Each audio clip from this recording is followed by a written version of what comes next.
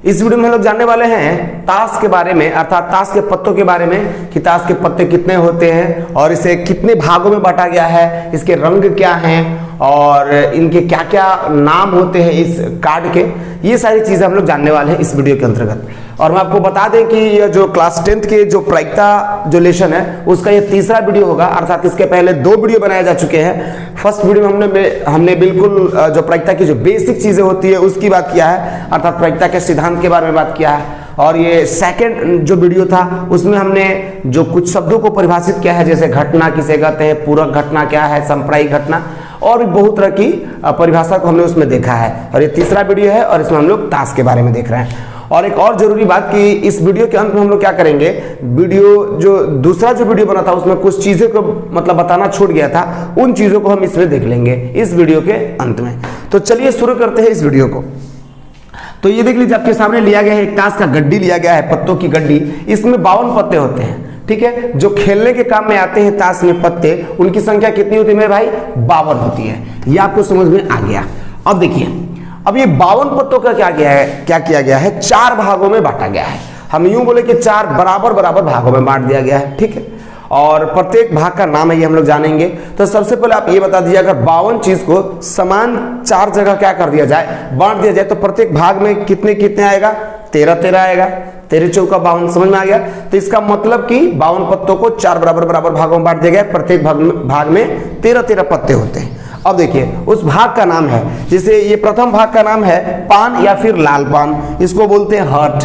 दूसरा जो भाग है इसका नाम है ईट, डायमंड्स। तीसरा जो भाग है उसका नाम है हुकुम या काला पान, स्पेड्स। और चौथा जो है चिड़ी, जिसका नाम है क्लब। तो ये सब समझ में आएगा, 4 भागों का अलग अलग नाम रख दिया गया है। इसमें 2 को ध्यान देना है, इसको पान या फिर लाल पान भी कहते हैं और इसको हुकुम या फिर काला पान भी कहते हैं, ठीक। और यहाँ पे थोड़ा सा सिंबल प्रत्येक के लिए बना दिया गया है। हार्ट का सिंबल इस प्रकार है, ये जो डायमंड है अर्थात जो ईट है इसका सिंबल इस प्रकार होता है। मतलब इसके जब पत्ते आप देखेंगे ना इन 52 पत्तों में से, तो उनके पत्तों पर अलग अलग जगह पर इस तरह के सिंबल्स बने होंगे। अगर पान या लाल पान का पत्ता होगा तो इस प्रकार के सिंबल बने होंगे। हमें सिंबल भी याद रखना चाहिए। और ये जो सिंबल आप देख रहे हैं ये हुकुम और काला पान के हैं, ये चिड़ी के सिंबल है, तो सिंबल हमें याद हो जाना चाहिए, ठीक है।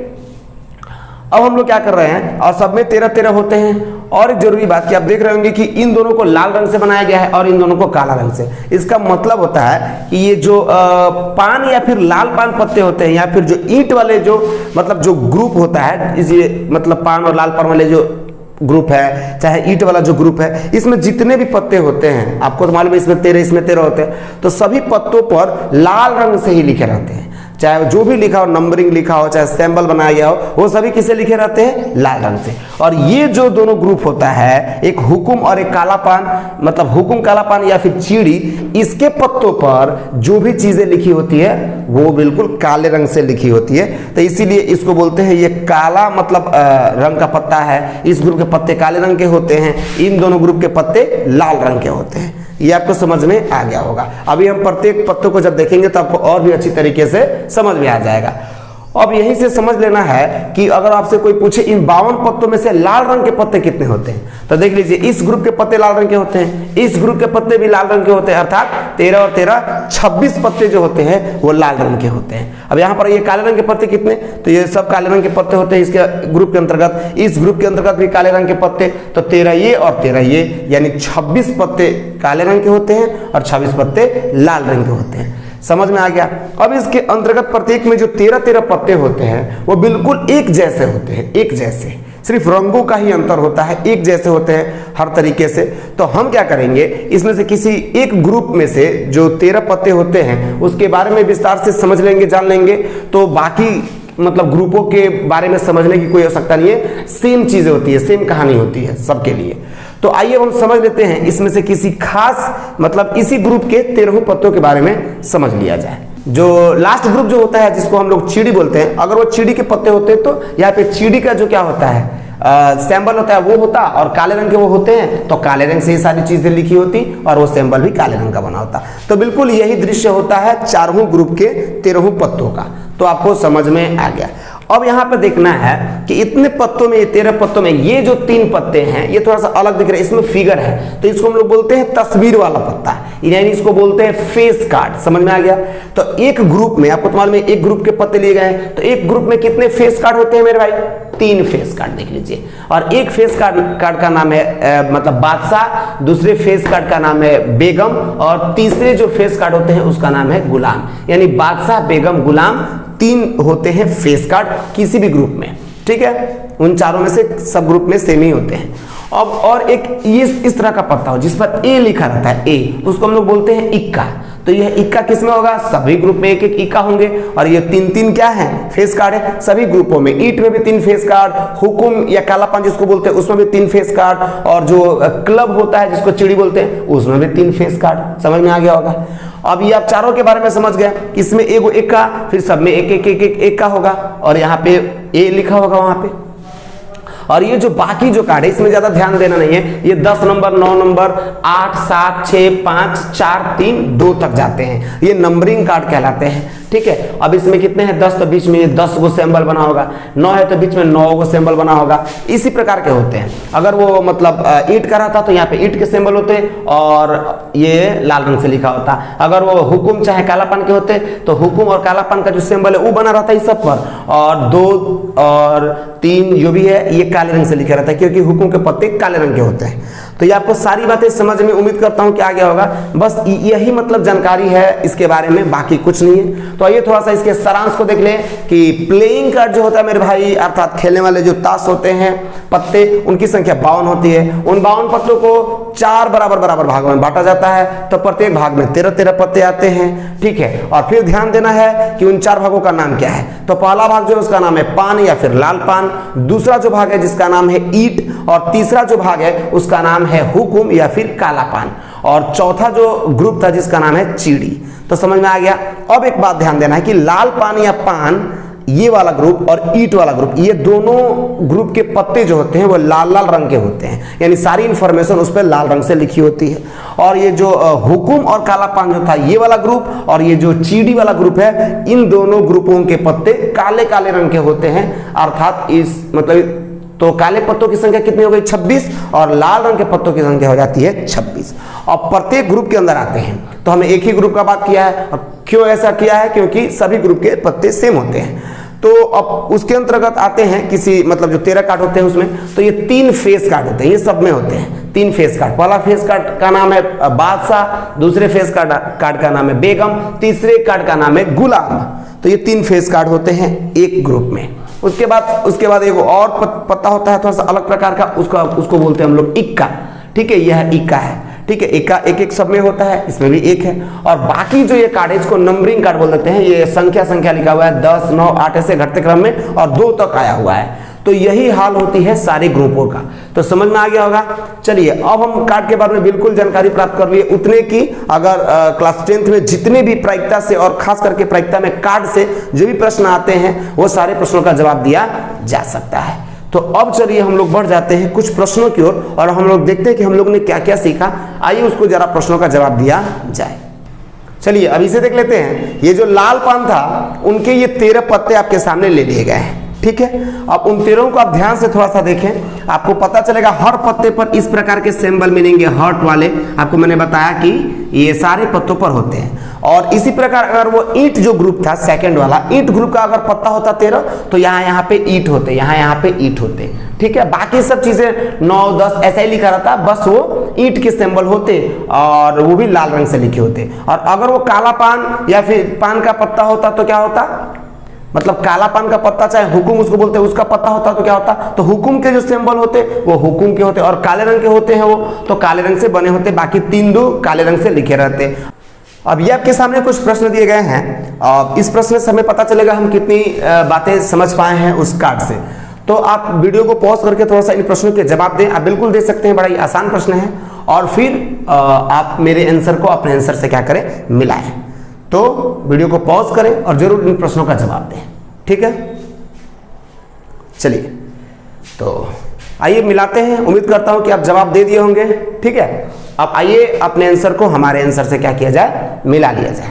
ठीक, चलिए जैसे पहला प्रश्न है लाल रंग के कुल पत्तों की संख्या। भाई लाल रंग के कुल कितने पत्ते होते हैं? तो लाल पान का पूरा पत्ता लाल रंग का होता है, ईंट का पूरा पत्ता किस रंग का होता है? लाल रंग का। तो लाल रंग के पूरे पत्तों की संख्या कितनी हो गई? 26, यानी 13 इसमें और 13 इसमें 26। समझ में आ गया? अब आइए काले रंग के कुल पत्ते, तो काले रंग के पत्ते किस में होते हैं? तो हुकुम या फिर काला पान का सारा पत्ता क्या होता है? काला होता है। और जो लास्ट में जो होता है चिड़ी, उसके सारे पत्ते काले होते हैं, अर्थात 13 तो हो गया 26। ये सब आपको समझ में आ रहा है। 26 मतलब 26 होते हैं काले रंग के पत्ते। अब यहाँ पे हो गया कुल तस्वीर वाले पत्तों की संख्या। तो एक ग्रुप में तो 3 था, बादशाह बेगम गुलाम, तो 3 गो इसमें, यानी सब में 3 गो, तो 3 चौका 12, यानी तस्वीर वाले टोटल पत्ते कितने हैं उन 52 में? तो 12, 3 सभी ग्रुपों में है। ठीक है, समझ में आ गया होगा। तो कुल तस्वीर वाले पत्तों की संख्या कितनी हो गई? 12। अब आते हैं अगला प्रश्न, लाल रंग के तस्वीर वाले पत्तों की संख्या। लाल रंग का तस्वीर वाला पत्ता, तो लाल रंग का दुई ग्रुप है, इसमें 3 तस्वीर वाला पत्ता, यानी लाल पान में, और जो ईंट है उसमें 3 गो तस्वीर वाला पत्ता, यानी लाल रंग के जो तस्वीर वाले पत्ते हैं वो मात्र 6, और 6 तो काले रंग के होंगे। आपको समझ में आ रहा होगा। टोटल तस्वीर वाले पत्ते 12, उसमें से 6 लाल रंग के होंगे और 6 काले रंग के होंगे, क्योंकि 3 गो होगा लाल पान या फिर पान ग्रुप का, और ये जो होगा चिड़ी ग्रुप का होगा कितना? सॉरी, चिड़ी ग्रुप का नहीं, ईंट ग्रुप का होगा 3, तो 3 हो गए 6, तो 6 हो गए।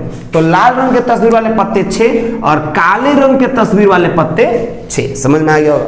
अब आगे बढ़ते हैं, काले रंग का तस्वीर वाले पत्तों की संख्या।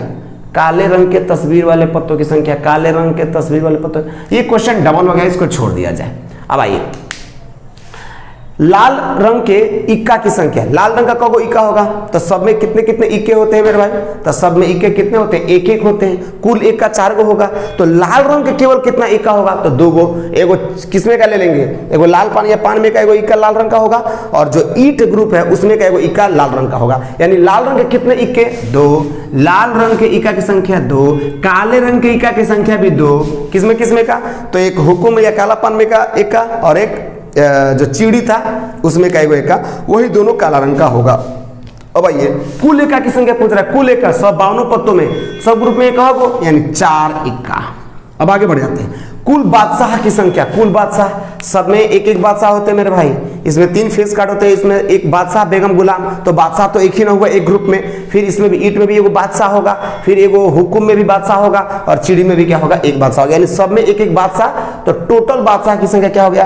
कुल बादशाह की संख्या 4। कुल बादशाह की संख्या 4। लाल रंग का बादशाह की संख्या। अब लाल रंग के कौगो बादशाह? तो लाल रंग का तो 2 ही ग्रुप है, एगो पान या फिर लाल पान वाला ग्रुप का सारा पत्ता लाल होता है, और एक ईंट ईंट वाला जो ग्रुप होता है उसका सारा पत्ता लाल होता है। तो इसमें का बादशाह भी लाल होगा, इसमें का बादशाह, यानी लाल रंग के बादशाह कितने होंगे? मात्र 2 होंगे। लाल रंग के बादशाह की संख्या 2। अब आइए, काले रंग के बादशाह की संख्या। तो काले रंग के भी 2 बादशाह, एक किसमें? एक काले रंग का बादशाह होगा चिड़ी में, और एक हुकुम में जो बादशाह होगा वो काले रंग का ही होगा। तो काले रंग के 2 बादशाह। कुल बेगम की संख्या।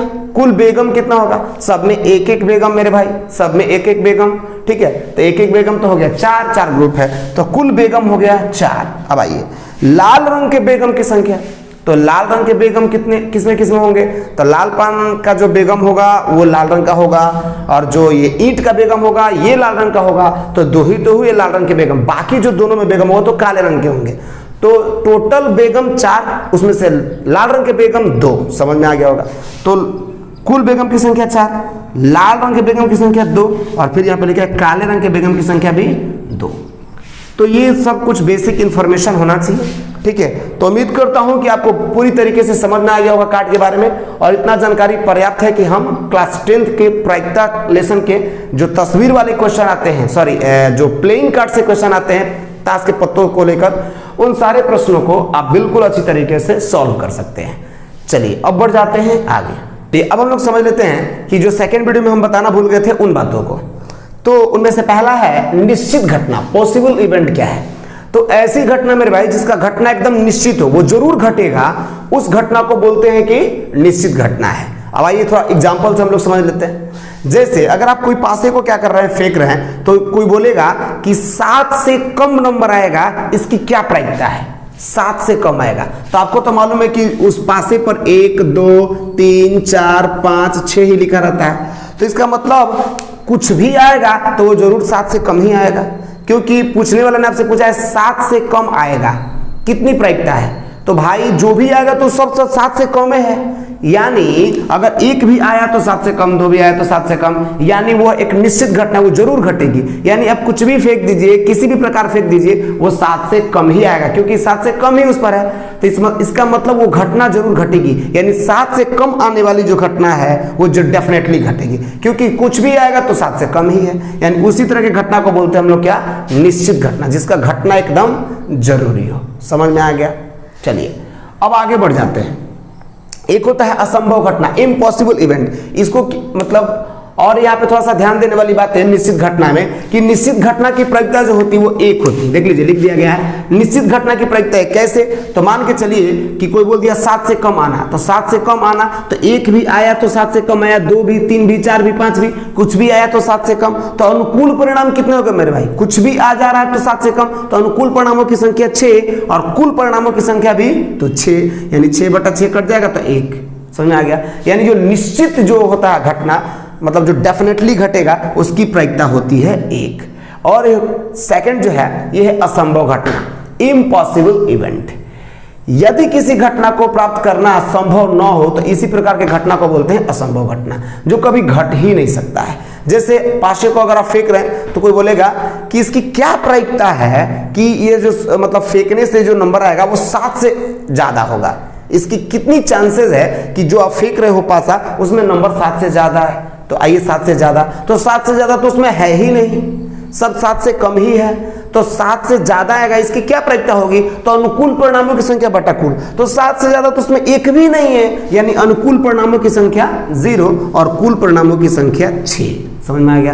तो 0/6 का मतलब तो आप समझ रहे हैं, 0। इसका मतलब जो वो घटना कभी घट ही नहीं सकती, यानी कुछ भी आप कर लीजिए वो 7 से ज्यादा, 7 से बेसी आ ही नहीं सकता है। क्यों? क्योंकि 7 से ज्यादा उसमें है ही नहीं, यानी वो एक असंभव घटना है जो कभी घट ही नहीं सकती। तो आपने देखा ना, उसकी प्रायिकता हमने निकाला तो कितना आया? 0। इसका मतलब कि निश्चित घटना की जो प्रायिकता होती है मेरे भाई वो 1 होती है, जो डेफिनेटली घटेगी, और जो असंभव घटना होती है उसकी प्रायिकता क्या होती है? 0। और बाकी जो घटनाएं होती है सबकी प्रायिकताएं 0 और 1 के बीच होती है, और केवल यही दो स्थिति है, निश्चित घटना इसकी प्रायिकता 1 और जो असंभव घटना है उसकी प्रायिकता होती है 0। तो उम्मीद करता हूं कि आपको समझ में आ गया होगा और ये सारा वीडियो आपके लिए हेल्पफुल रहा होगा। तो अब मिलते हैं अगले वीडियो में, और तब तक के लिए गुड बाय।